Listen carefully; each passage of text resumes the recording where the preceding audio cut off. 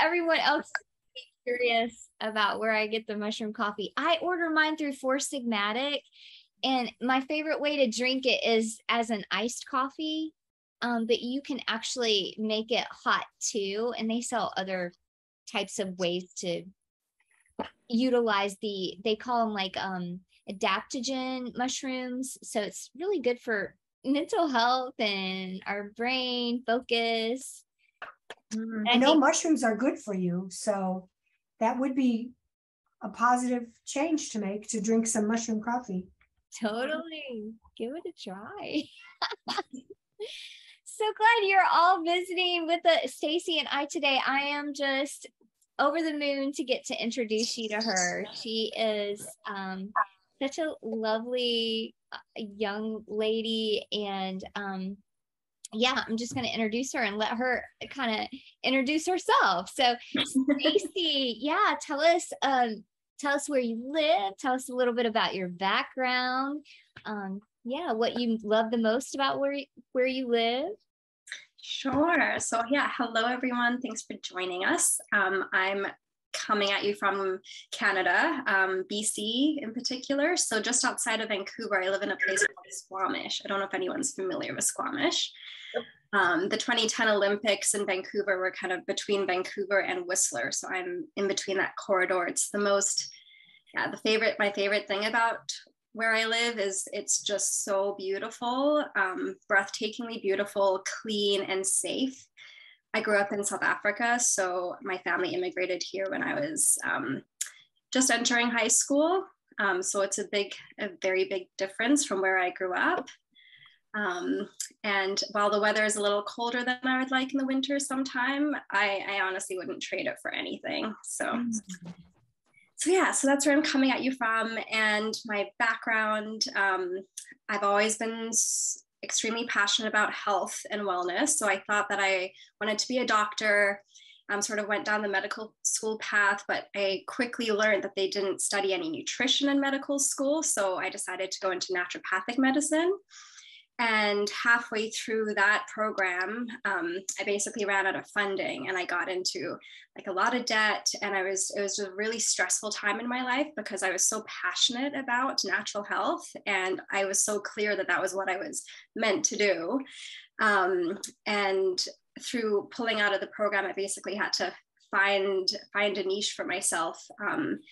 And it definitely took me through some mental health challenges and struggles, which I ended up working with a coach to help me through a lot of it, and learned that a lot of the stress I was feeling, number one, I was genuinely burnt out because I was pushing myself way too hard, going to school full time and working 3 part-time jobs, et cetera. And it really ended up being the best thing that ever happened to me because it started a really deep personal development journey. And I got very into spirituality, and it changed my entire view to health and well-being. I had very much a science-focused mind purely before that. And now my work definitely brings in more of that like human aspect of just the hard things that we go through and just sort of normalizing some of those challenges. And bringing that all together. So uniting science and spirituality. So that's eventually how I found coaching. And I've done various certifications, like Natalie and I both shared the eating psychology and mind body nutrition certification, which was very like life transforming. And then, yeah, I've got training in lifestyle medicine as well. And I'm hoping to achieve my board certification in the fall. So yeah, that's a little bit about me. What I love about what Stacey shares with her career journey is like how you have used it as a tool for your personal growth and your spiritual evolution. And you even reached out for a coach, which I find that is so perfect for like the work that we do with others. It's almost like we have to do our own work too, to be a healer and a support to others. So yeah, thank you for sharing that. No problem. Yeah, that's one of my favorite things about coaching is I don't think you can be a great coach unless you're doing the work yourself. You have to walk the talk for sure. It's the only way I think you can really hold space for people going through similar things. Yeah. That's beautiful. You know, oftentimes in talking to those that I coach, that you're going to be coaching, this idea of a hero's journey, like that we're all on our own hero's journey in life, and there are those moments where we have to rise to the occasion, and we've got to climb that mountain, and then we get to the top and we can absorb the plateau and take in, you know, look at what I've achieved and how far I've come. It's lots of twists and turns and adventure in the hero's journey. So yeah, sure. You had yours too. And it's ongoing. Yeah. So tell us like a little bit, you mentioned you lived a big portion of your youth in South Africa. Is that right? Yeah, I lived there until I was about 12. Oh, what was that like for you? Do you like, what are some memories or thoughts about South Africa? I mean, what I remember, the schooling system was amazing. I went to a public school, but we wore uniforms. I remember when I first came to Canada, finding that very interesting that no one had to wear uniforms, and I don't know, things were a lot actually more strict where I went to school, and everyone was like very polite. If the principal or a teacher walked into the classroom, everyone would stop what they were doing and get to stand up, and the girls would curtsy and the boys would take off their caps and bow. So it was quite an adjustment. That was like one adjustment for me. And then the weather was a big thing. When I moved, I don't think we've had as cold of a winter since then, but it snowed so much, the schools were closed. And I remember my mom just thinking that we made the worst decision ever. She had a really hard time, but I quickly adjusted, and just again, the fact that everything was clean, everything worked, and the safety, I mean, it's just unparalleled. When I go back to South Africa now, the people that live there think it's like completely normal to have to live in a, you know, a gated community in a house with burglar guards, and you can't even in your burglar guarded house with alarms on and dogs and all of these things, you can't leave your laptop exposed in your home in case someone comes. And as a woman, you can't go out, and you couldn't go out on your own or come home on your own. So it's just that sense of freedom. That's what I feel here for sure. Yeah. It's just a testament to youthfulness too, how resilient we are as young people to these big moves and big changes in life, that you were able to quickly adjust. I visited Cameroon, Africa, when I was in my early 30s, and yeah, definitely not feeling safe. Like, I was like this around my luggage. Don't touch my luggage, you know. So yeah, that was. I spent about 2 months there, and it was definitely reminds you of how to appreciate the safety we can experience here in the States, you in Canada. Yeah. And I mean, it's beautiful. There's like other things too that are good that we don't have here, but yeah, totally. Yeah. Well, Stacey, like what excites you the most about coaching? Well, I love that health coaching specifically is becoming bigger in our medical system, because again, to go a little bit more into my background, before naturopathic medicine, I was doing various jobs. So I've worked in cancer research, and I've worked in the supplement industry, and I've worked in a busy medical practice. So various different aspects of the healthcare system.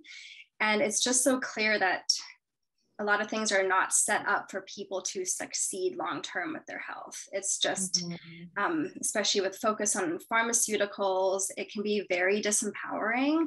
And that's my favorite thing about coaching, is that it's about educating people, but ultimately like putting the power in their hands to change their health and their well-being and their life, and prevent chronic illnesses or diseases like dementia. Just the fact that there is something we can do about it, and most people aren't aware of that. That's what excites me the most, to get to share this information, and that there's like hope, and yeah, just that empowerment piece. Absolutely. Yeah, that's that line between, yeah, we provide some education, but really it's kind of like pulling from the wisdom within every person that we get the privilege to coach. It's like the answer is usually inside of our own hearts and souls. So yeah, I guess that's part of what I love the most, that excites me the most about coaching, is like, oh, I can't wait to find out what this person, like, what is in there? Like, what can we draw out that's really going to be this beautiful light along their journey to guide them. Yeah, that's beautiful.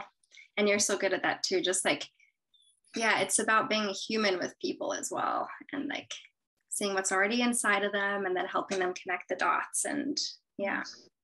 Yeah, I know. Like I sometimes work with a coach too, and it can be difficult. Like I always say, gosh, how come I can't give myself that kind of like feedback? Like, you know, you can see so clearly when you're on the outside, you can see a different perspective for those that you're coaching. And I find that to be true when I'm receiving coaching as well, that they're able to really offer that insight that I'm like, I was totally blind to. Yeah. There's a saying, like, you can't read the label because you're inside the bottle. That kind of makes a lot of sense to me. It's so much easier to see when you're on the outside of it. Yeah, totally. Yeah. Well, I just want to pause. Like Stacey and I, we've just kind of been chit-chatting back and forth, and you're kind of getting a little inside view of the world of coaching, what it's like for us. Do you have like, and I've got a couple more questions for Stacey, but I would just love to hear, for those that are here right now, any thoughts that you would like to share, questions for her or myself. I know we have some that love to travel that are with us now, that have spent have lived overseas as well. And maybe you have that in common. Yeah, I was going to say, I've been to South Africa, and I have a very, very dear friend that lives there. And I actually was going to Swaziland, but I spent 2 or 3 nights with friends in Johannesburg. And yeah, it was quite an education. Wow. Felt very safe in Swaziland, but that's not in Johannesburg. Yeah. That's where I was born. Yeah. Yeah. And I've been to your neck of the woods in Canada, BC and Vancouver Island, or Victoria is one of my very favorite cities in the world. Oh, that's so cool to hear. That's where I did my undergraduate degree, was in Victoria. So I lived there for a good 7 years, and then more recently 8 years. So that's so, you're a well-traveled lady.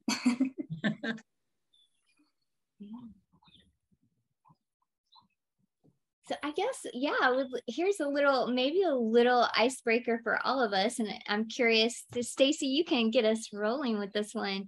It's about your self-care practices. I always love hearing how different people, what they practice for self-care. Always get new ideas for that. So what is your practice or practices for caring for yourself?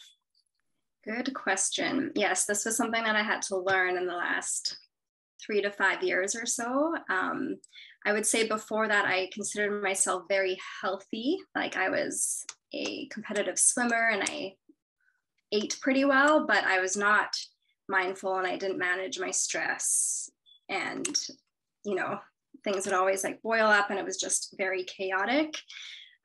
So now it's non-negotiable for me to just create space in my day. So it's many habits that I've built over time, but I mostly exercise daily because that's so important for my brain health. Like, that's like my number one strategy, to move my body.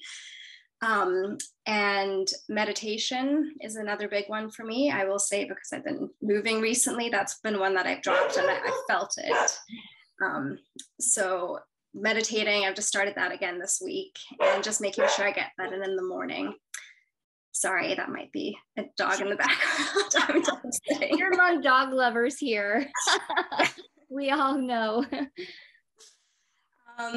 And eating well, just food prepping. I'm a big fan of meal prepping, so I like to cut up a bunch of veggies in the week just so it's really easy to make Buddha bowls or salads and things like that. And then sleep. I mean, it's all of the things. I used to be like, I am a night owl by nature, I would say, so going to bed really late.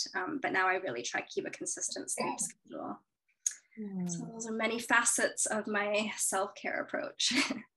It's like a holistic approach. Like it's the sleep, it's the nourishing meals, it's the exercise and the meditation. Like we kind of have to hit ourselves from all these different angles to feel really in tune with ourselves and in a flow.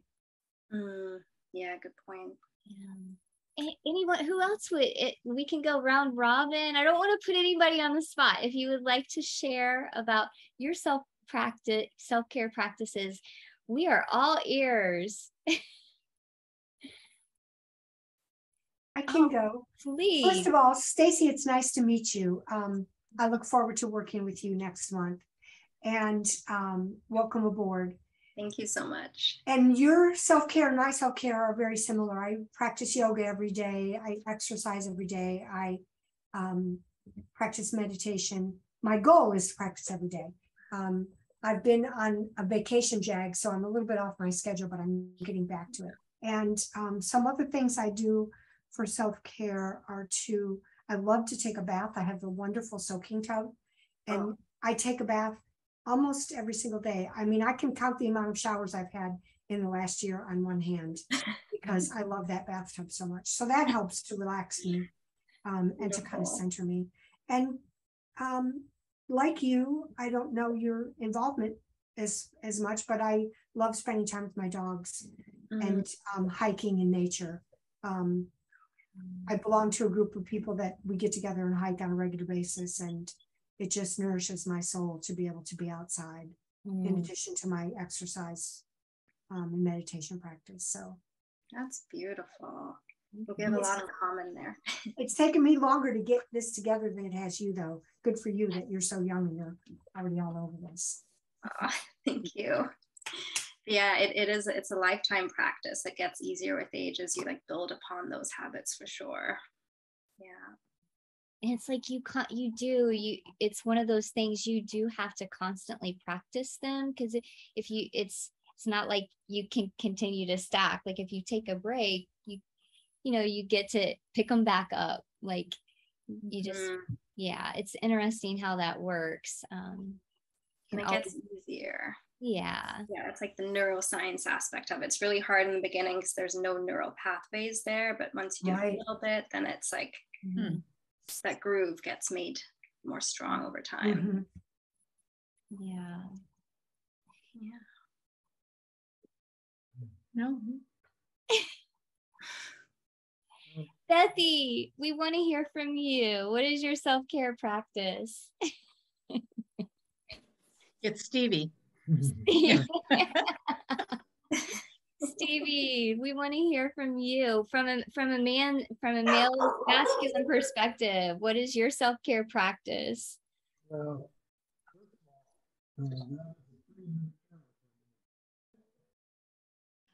basically my life was lived doing,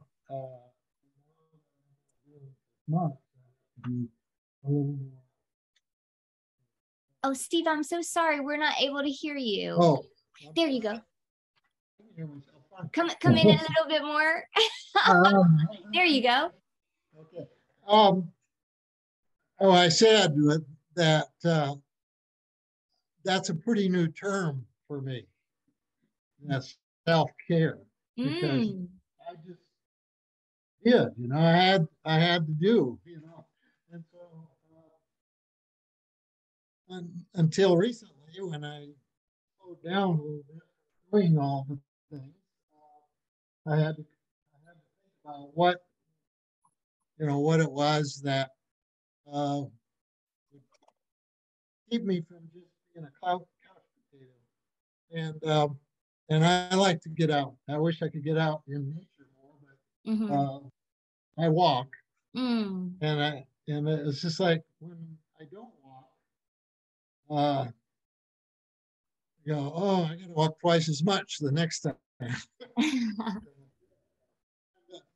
Fortunately, I can do that without, my health is such that, Yeah, so it really sounds like nature and walking is very it fills your cup. Yeah. Yeah, it can be a different term, like this idea that we actually have to have a term for this. I think it's maybe it can reflect our society, our culture, that we actually have to make time for self-care, like because we've got these light bulbs, we've got these, we're in this mode of, we've been conditioned to be productive all the time, that taking time for self-care seems a little foreign to us, or it takes more intentionality to bring. So yeah, I appreciate you mentioning that. It's so true. Yeah, Beth, would you like to share anything? I know you've talked to me many times about your patio and. Yeah, well, nature, being out in nature, especially, I love flowers, especially. And so that's very nourishing for me. I am now exercising regularly, at least 5 days a week, if not 7. It's not a lot, but it's more than it was. And I'm really liking that. I like that. I think you said neural path, something that makes a lot of sense to me. And reading is something that's important to me, although it doesn't happen as much as I would like it to. And so exercising, I've tried to eat healthy for many, many, many years. And, but I'm actually at the point I'm eating differently than I did before. Try to eat more natural, but I also am allowing myself to enjoy things that I will enjoy. I'm 75. And I try to have a daily quiet time. Right now, that's a struggle, but that's a major thing for me. So. Beautiful. And music. Oh yes. Oh, my dog. How could we forget music? Yes. Yeah. Shirley, I'm not sure if you would like to share, but we want to make sure we give you an opportunity if you would like to share your maybe self-care practices with all of us. If not, that's totally okay. Can you hear me? Yes. Okay. Well, I don't know what I would do without my morning time. I mean, that is the best thing I can do every day. And when I miss it, I notice my days are not right. So in the morning, as the sun's coming up, I like to sit on our deck. We have bird feeders and gardens, and that's my favorite. I love being outside in the garden or near it. And I like to read my devotional and just say some prayers for the day. And then I usually go out in the yard when it's not too hot or too cold. Lately, it's been pretty hot, but I manage to get out there. And even if it's just for a little while, I like to do that. I think I'm eating better, and I've got a pattern of what I like to do on Monday, Wednesday, Friday. My husband and I walk, and we have a indoor track not far from us that we walk. And then on the other days, I'm either doing something other physical, like washing windows or cleaning the house or out in the yard. Just different, a breakup from the Monday, Wednesday, Friday routine. Yeah. So those are the things that keep me going. That's beautiful. Thanks for sharing. I'm really sorry. It's nice to meet you. That is so, like the dogs, like VJ said, that's one of my favorite ways to have a little self-care when I get off of a coach session. Sometimes he's over here right now. Hello, Bubba. Can y'all see him? I don't know if you can see him. There he is. But yeah, he and I guess it releases oxytocin in me and in the dog. So win. And of course I snuggle the husband. When he's at home, I do love our hugging and our time together. So yeah. But yeah, so Stacey, if you can chat, if the coast is clear. Oh my goodness.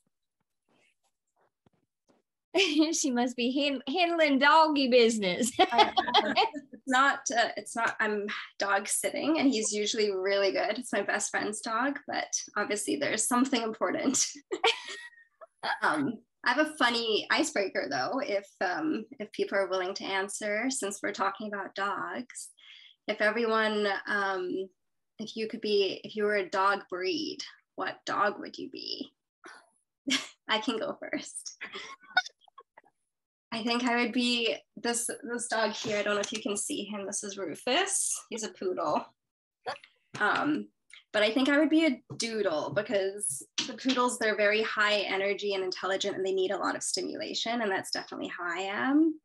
Mm-hmm. But the doodles are also just like silly and they just want love and just like, cuddle bugs. And yeah, I think that would definitely be me. If I was to be a dog, I'd be one of those like family dogs that just wants so much attention. That's great. Oh my gosh, that is darling. I love it. What about you, Natalie? Oh gosh, that's such a hard question. I don't really know a lot about different breeds, but I guess, what first popped into my mind was I'd probably be a mixed breed. Like totally mixed. I mean, I know you guys probably know this about me, but I'm just so curious, and I would probably like be a dog that has a lot of like, just different nuances to it. A funny thing that I like to tease about myself, that my husband loves to tease me about, is when we first met, I told him like maybe on our first date, I can't remember. I said, I am easy peasy. Crack up about this because we've been together for over 10 years now, and he still teases me about that. Like, you are not easy peasy. You are the most complicated. I was going to say, any woman describing themselves as easy peasy might not be accurate. I know, that's so funny. He's like, you're not whack. Oh gosh. So yeah, a mixed breed. It doesn't sound like, you're probably not like a high maintenance dog. Like a poodle would be like a high maintenance dog. You gotta do the coat and all that. Yeah, I might even be a cat, because I'm kind of like that person, like, pet me a little bit, let me get my snuggles in, and then I'm gonna go over here. So what about the rest of you? BJ, what do you say? I think I would be a border terrier. It's not a very well-known breed, but they're pretty active, and they're super interested in their surroundings. And so I think I would do border terrier.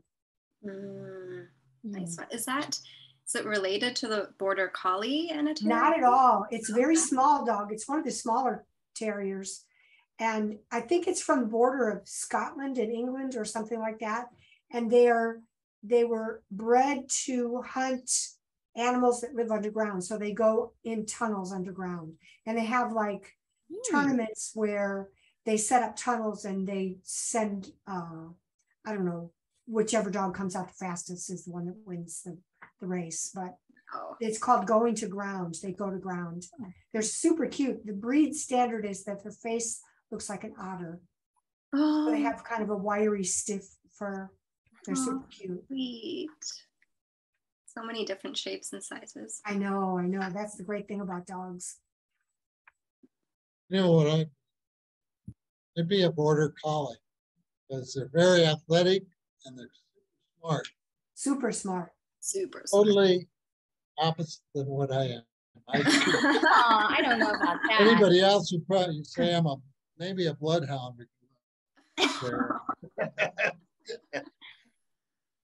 But yeah. That's a good one. Yeah, very smart. You could herd students. And I could herd students. I was a teacher once, so. Well, they work with college students, right? University students. Yeah. Yeah. I think I'd be a dachshund. Oh. And well, our dog now is, and our previous dog was, because they're stubborn and ornery, and but they do have a lot of personality and troublemakers. That little inner rebel. Aren't they like really lovable too, the dachshunds? Yeah. They're snugglers, usually snugglers and zoomers. Thanks for sharing. Shirley, did you have any? No, I'd be with Natalie. I'd be a cat. We're little independent creatures. Very mysterious. Snuggle when you want and Yeah. move on. I always admire that about cats. They're so good at setting boundaries. They like don't care about hurting your feelings. Mm-hmm. Oh my God. I would only be that way with my husband though. Like I can oh, he takes a lot. He's like my big Superman. He's a good dancer, right? He can mash potato. Yes, he's the dance break. I was like, how are we going to recreate these dance bombs? I mean, you can't recreate something like that. Oh my goodness. Well, that kind of segues into some news. That with Stacey coming on board, it gives me the opportunity. We're going to start out with maybe once a week doing an exercise class where I am going to be including some Zumba for older adults. Yay!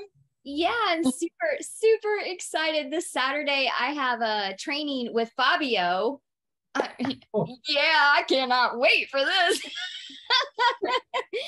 Oh my gosh. So yeah, I love it because I'll have access to Latin music, and eventually once I get really in the groove with teaching this, I'll be able to, of course, sprinkle in some of the great music from the 60s and 70s. I mean, so I'm looking forward to that. But you guys we'll be learning together. We'll be on the same page, the same plane with learning these dance moves, and I want to do a mix in the class of some Zumba and the dance and some strength and balance work.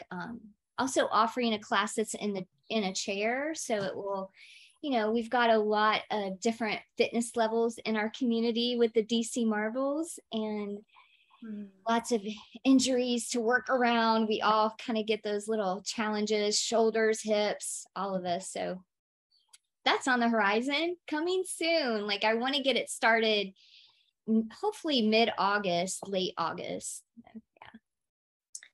That'll be very exciting.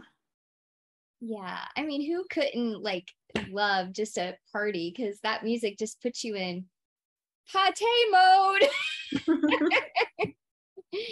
So is that your favorite era of music, would you say? The 60s? I gotta say, because that's my husband's generation. I grew up, my generation's the 80s and the 90s. So he's introduced me to the 60s, and I gotta say, I am loving 60s and 70s music, early 70s. So yeah. What about the rest of y'all? Like what decade do you, the 60s, the 70s, the 80s, the 90s, what decade do you love the most? You can talk about music too. I love the 50s and the 60s, but then with a lot of 30s even.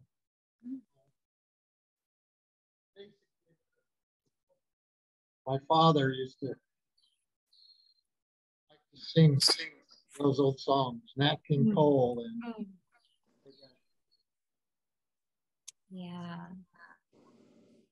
yeah, those are the beautiful, yeah, you can really hear the purity of the voice, I'd imagine, that genre and era.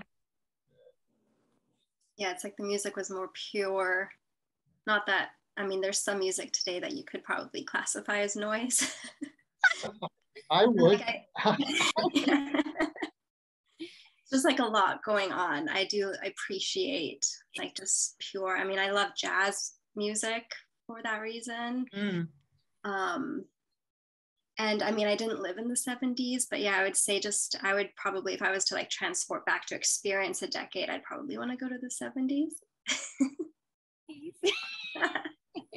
Stacey, that sounds like you and I mean, we kind of are similar nature in that way. We would be what what do they call that? The flower girl. I don't know what flower they call power. It. Help us out, everybody. Yeah. Power. Power.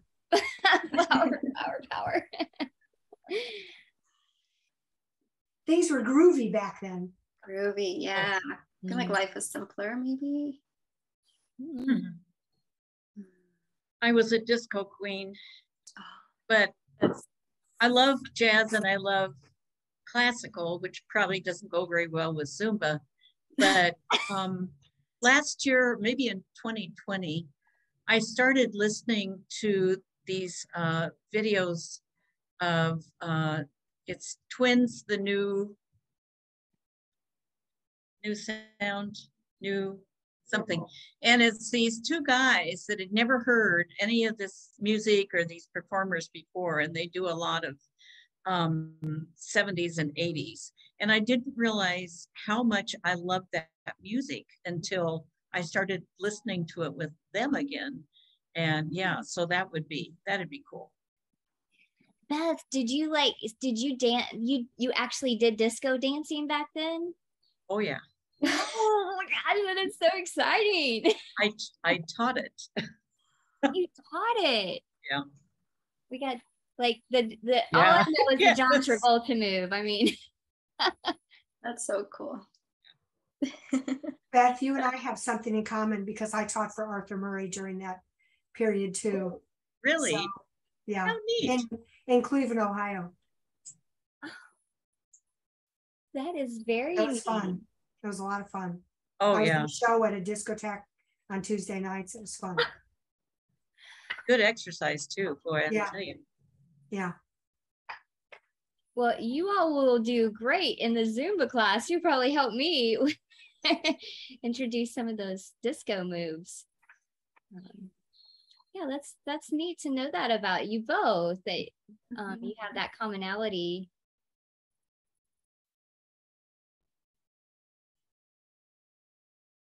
We got to call Shirley out. Where you at? We're waiting on you. I like the 60s. I'm a 60 person. I love the 60s, but I also like big band music and jazz. But 60s is where it's at. So that'll be fun. Righteous. That'll be fun. Yeah. Love that you brought in the big band. Yeah, I just like to listen to it. You know, it's nostalgic to me, and I can remember my parents listening to big band music, and it just brings back those good childhood memories, which are, you know, special. Yeah, music is so transformative, isn't it? Like it can take us to, we can be here, but it takes us, like you're saying, Shirley, back in time to these, can bring back memories. And that's so good for our brain. You know, we want to stimulate the brain. And maybe, you know, if you're trying to remember something from the past, we can put on some music. I know anytime I put on the 80s, I immediately think about my first kiss. Special memories. You know, those special memories with friends and that time in my life. And it can, you know, I guess what I'm realizing just talking this out with all of you, it's kind of a way to connect to our youth, our youthful energy, because that person is still inside of all of us, like that he or she's never left us. And this can be a way, if we're feeling like stale or, you know, needing to feel some vibrancy, that this music can be a doorway to go there, to connect with that. Good point, Natalie. I like that, like the vibration aspect, because there's so much on a physical level that we can do for our health, but so much of it is just like changing that feeling in your heart. And music is such a great way to get there really fast. Yeah.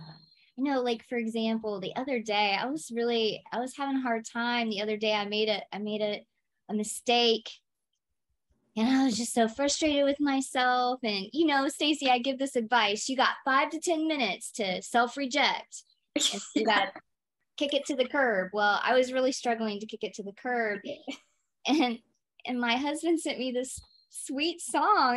He just sent it to me on a text message, and you all might be able to help me out with, I can't remember the name of the band, but it's the song "I Want to Be Next to You." It was a 60s song. Oh, and it was just so, and it made me feel so much better and made me want to move my body, and it helped. Yeah, that's beautiful. Well, do you guys have any questions for Stacey and I? Any, like, here's your opportunity, bring it.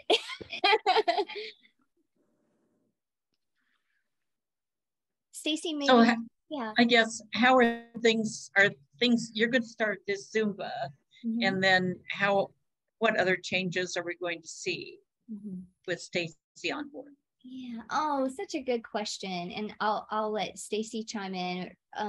So right now, Stacey will be coaching on Tuesdays and Thursdays starting in August. And I'll be doing Monday, Wednesday, Friday. We're gonna see how that goes. We want this to feel supportive to the whole community, and for y'all to feel like, you know, we've been making really good momentum in our health journeys together. So, you know, Stacey's going to help us continue that forward motion. So really the only changes there will be her doing that on Tuesdays, Thursdays, and those will be opportunities and days for me to plug in a fitness class, collaborate with Stacey on maybe some new efforts to build out the Ask the Experts Q&As that I've been doing sometimes, and content there. And of course, we are always open to hearing like what is going to, like, I hear this idea of reset often from those of you that I coach. That comes up a lot. So ways that I can support, and Stacey and I can support you all in keeping that fresh energy, that energy flowing. Like, we want to keep the waters moving. We got a year to go. Some of you a little less than a year to hit the finish line. So those are some of the changes that you can expect. Stacey, is there anything else that you could add to that? Yeah, I mean, the only thing that I would add is, since there are a few of us on the call, I would love to get a pulse on what people would like, because I mean, it's you guys have been in the study for quite a while now, and Natalie has done such a great job on keeping that energy high. So I'm happy to be able to come in and provide some help there. And I'm also would love to do some sort of class, whether that would be like meditation if people are dealing with stress. I know there's a lot going on in the world. I would be happy to sort of do like a stress management class or create a toolkit or lead meditations. But really it's very flexible. So it would be great to hear if there's any ideas that you guys have that would be helpful, that would be supportive for you as we continue through this last bit of the study. Yeah, so like what Stacey's sharing is like, for example, this is kind of a new, what do we call it? Like a launching of something new with the exercise group. So the exercise group can actually, if you attend, it can also count as a coaching session. So we have like, we've allotted, what I'm allotting for is a 10-minute check-in at the beginning, and I'll be staying on at the end of the exercise session. So it'll go beyond likely the hour for anyone who wants to hang out and do kind of like office hours with me, if you will. And I have a check-in form for that exercise class. So that's a new project that we're launching out to see if you all enjoy like the sense of, we want to build a sense of community among you all that are, I call DC Marvels. I love that term. You guys are marvelous. Among the DC Marvels. And then Stacey, like she gets to bring in, like she has this specialty in meditation, and then she's got special training in stress reduction. So this is like, I have this expertise in fitness and she offers this expertise. So we're going to eventually, once she gets her feet under her with coaching, we want to possibly, based on your all's feedback, integrate another group, like she's suggesting, if that is something that interests you. But yeah, what do you all think and think about these things?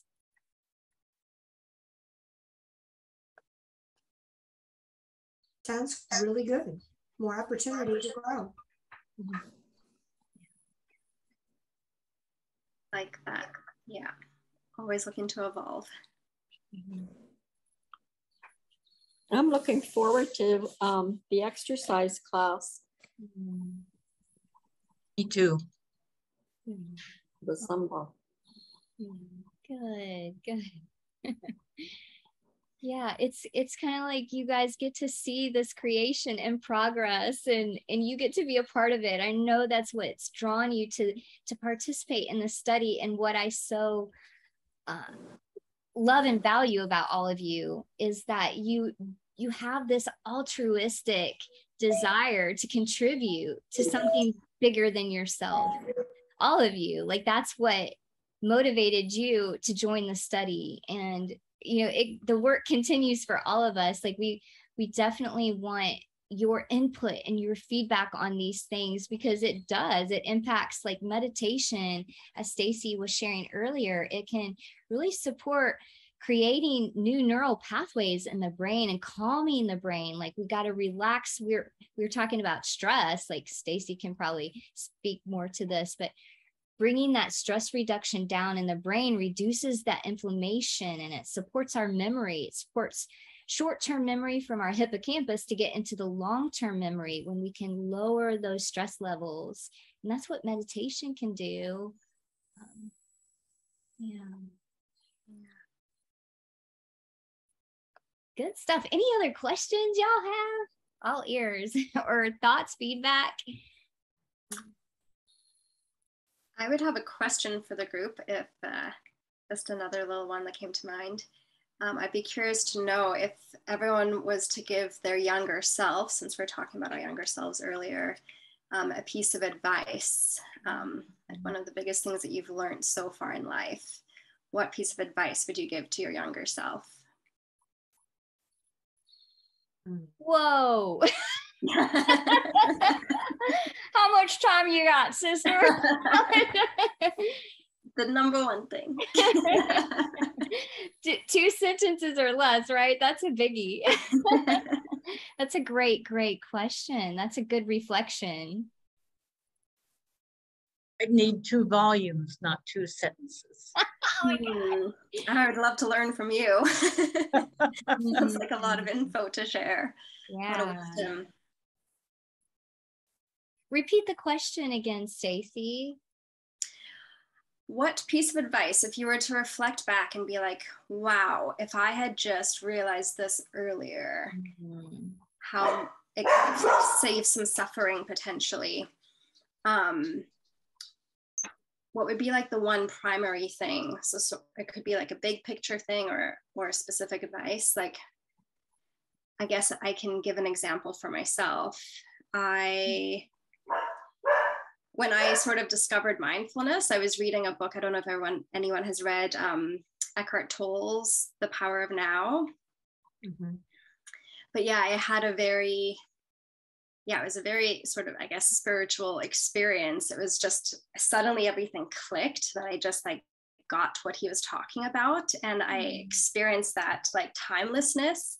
And I just felt like at one with the tree outside the window and like the chair in the living room. And I just felt so peaceful. And like, I realized in that moment that I'd basically always been in this like forward thinking mode. Like, I had anxiety most of the time and was always thinking about the next thing to do. If I wasn't worrying, I was planning. And so from that moment on, was very much just creating a conscious intention to be more present and to like not sweat the little things and to just be in the moment more than worrying about the future. And I remember being just upset that like no one had taught me that before. Like, why weren't we taught mindfulness in school? So that would be like my biggest thing. If I could go back to my younger self, I guess it wouldn't necessarily be a piece of advice, but maybe it would just like create a practice to train your brain to be more present instead of worrying about the next thing all the time, so that you can enjoy life and not forget those little moments as time goes on. That's beautiful, Stacey. Yeah, that how, it's that miracle is just right under our nose. Like that change in perspective is just right there. We can like in that moment, you stepped into the flow of life. It was always there, and it just took a small shift in perspective, it sounds like. Yeah, and then you like forget it just as fast. So it's practice, but just knowing that is open to, like you say, it at any moment, really.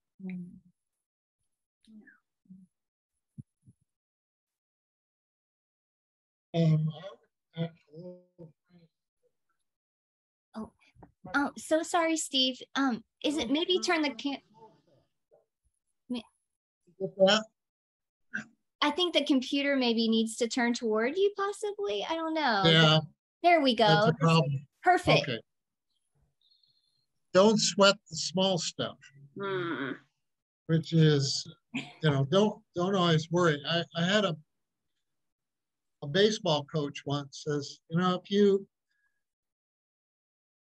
you understand that errors are going to happen and you accept that, then you'll have fun playing the game. And that's kind of such a good life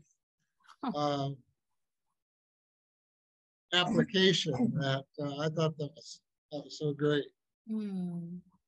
That's beautiful. Yeah. What I hear from that is like just embracing that imperfection of the journey, like knowing that, yeah, you're not aiming for anything. It's just like, that is life itself. Yeah.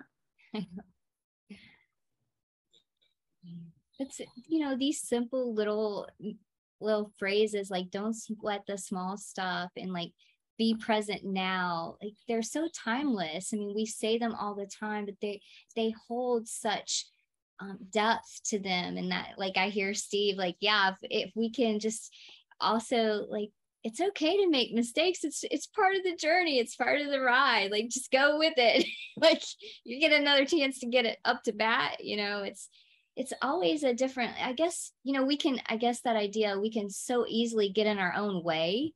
So easy to get in our own way of just enjoying life through our thoughts. But yeah.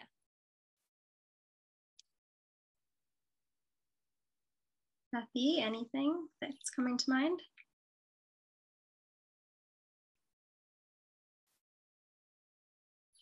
Yeah. This might be like a good exercise to because it does help you to go a little deeper. It's maybe a good thing to include, like many of you were sharing, you have this morning either prayer time or meditation time, self-reflection. I could just, yeah, just what would I tell my younger self? You know, yeah, thank you all for sharing that. So yeah, I know we're close at time here, and just want to really thank you for who are attending, or who, if you are listening to this later, just thank you for being interested and listening in to our session today with Stacey. Stacey and I are so thrilled to get to continue to support your journey and to cheer you on to the finish line. So please don't hesitate. We're always open. You've heard Stacey asking for your feedback on what we can do to really keep this good energy going for you and keep you interested in being in the study. Like, we want this to be interesting and something you want to show up for coach sessions, you want to show up for the things that we're doing. So yeah, that's our hope and desire. Stacey, do you have any closing thoughts before we go? Yeah, just to echo that, one of my favorite things about coaching is, especially when you're working one-on-one, it's a very personalized journey. I mean, there's very standard things that are good to do for our health, but how we go about that and how we make changes in our lives are so personal to our needs at the time. So that's why coaches are always like open ears for feedback. It's like a dynamic co-creative process rather than us being like, this is what we're doing. But Natalie has shared nothing but amazing things about all of her clients. And I know I have big shoes to fill, not that I'm looking to fill her shoes, but I'm really looking forward to working with everyone. And I appreciate those of you who showed up in person so I could meet you.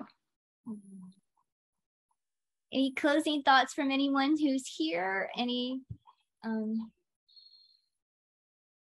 Thank you for joining us. You all, I love you, and I'm so glad to be here doing this work with you. Have a great weekend ahead, and we will be talking to you soon. You too. Welcome, Stacey. Thank you. Have a good weekend, everyone. Bye-bye.